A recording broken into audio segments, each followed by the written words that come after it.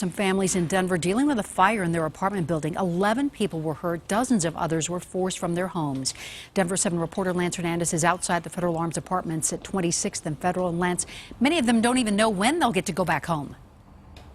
And the operator Brothers Redevelopment told me that people will not be allowed back into that building until it is deemed safe. Now, they're trying to determine if there's any kind of an asbestos concern. Now, of the 11 people who were injured in the blaze at this building, 9 of them have been released. One of them remains in critical condition at Denver Health. The other was transferred to University of Colorado Hospital, where I learned just moments ago that person is in fair condition. We have a report of parties jumping out of an apartment building that was currently on fire. The call came in around 9:14 last night. Thick black smoke belching from the 3rd floor of the Federal Arms apartment building at 26th and Federal.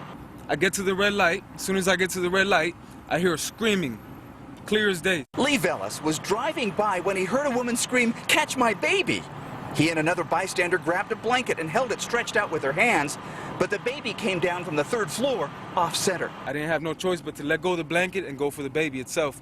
Caught the baby, man. Saved that baby's life, I want to say. He saw a man and 2 women also jump. The man got up. Both women were seriously injured. He described the second victim. She jumps. Brace her legs, man. I heard 2 big cracks. The cause of the fire is still under investigation. Some tenants say they heard there might have been gunfire or a domestic argument beforehand. But those tenants were not home when the fire broke out. Joey Pacheco was. He said he had his ground floor door open. There was no gunshots. I heard they started there was no gunshots or nothing like that. Any domestic violence? None. I didn't hear no hollering.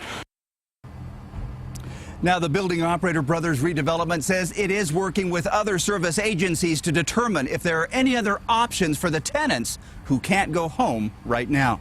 In Denver, Lance Hernandez, Denver 7. Wow,